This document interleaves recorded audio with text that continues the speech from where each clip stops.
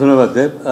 আমার মনে হয় যে এখন যে বোর্ডটা আছে বা যারা আছে, আমাদের প্রথম যে কথাটা আলাপ হয়েছে সেটা হচ্ছে যে সবার মধ্যে কমিউনিকেশনটা খুব ভালোভাবে দরকার এবং গ্যাপটা না থাকাটা খুব জরুরি, সো দ্যাট একটা ডিপার্টমেন্টের সাথে আরেকটা ডিপার্টমেন্ট আলাপ করতে পারে, কমপ্লিমেন্ট করতে পারে, কোথায় কী দরকার সেটা যেন কমপ্লিমেন্ট করতে পারে।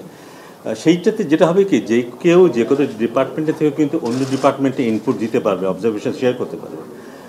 আমি জানি, কারণ শুধু যে পাইপলাইনের কথা যদি বলি, গ্রাসরুট লেভেল ক্রিকেটের কথা বলি, সেটাই না, বাংলাদেশ ওভারঅল ক্রিকেট নিয়ে আমার গত 20-25 বছর ধরে আমি চিন্তা করেছি, এবং সেই চিন্তা 1-2 ঘন্টা না, কিন্তু প্রত্যেক দিন অন্তত 10 ঘন্টা করে আমার মনে হয় তাই। এবং আমার কিন্তু একটা ক্লিয়ার পিকচার আছে, একদম অ্যাবসলিউটলি একটা ক্লিয়ার পিকচার আছে একটা প্লেয়ারের হাতে কী থাকতে হবে, 10 বছরের একটা প্লেয়ারের হাতে, একটা ডিস্ট্রিক্টের একটা ছেলের হাতে কী থাকতে হবে। সেখান থেকে সে যখন 12 বছর 13 বছর পরে ন্যাশনাল টিমে থাকবে, তার পাথওয়েটা কেমন হওয়া উচিত, সেখানে কী কী থাকতে হবে, আলটিমেটলি সে ন্যাশনাল টিমে প্লেয়ার হবে।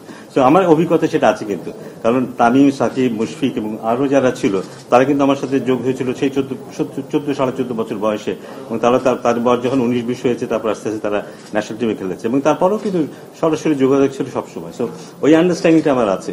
সো আমার মনে হয় যে এটা একটা ভালো জিনিস হবে, সেই আন্ডারস্ট্যান্ডিংটা নিয়ে আমি যদি কাজ করতে পারি। প্রেসিডেন্ট তো ডেফিনেটলি আছেন, বাট আমি বলবো যে যেখানেই থাকি সেখান থেকে আমি যদি একটা সেই উইমেন্স ক্রিকেটে থাকি, আমি কিন্তু আন্তর্জাতিক ক্রিকেটের সাথে যোগাযোগ করতে পারবো, আমার অবজেশন শেয়ার করতে পারবো, কি করা উচিত সেটা শেয়ার করতে পারবো, এবং সেটা কিন্তু হওয়া উচিত। তাই হবে কি, ইস্যুগুলি তাড়াতাড়ি রিসলভ হবে খুব তাড়াতাড়ি, এবং আমরা যে ডিরেকশনে যেতে চাচ্ছি সেই জিনিসটাতে যাওয়া সম্ভব হবে। ধন্যবাদ।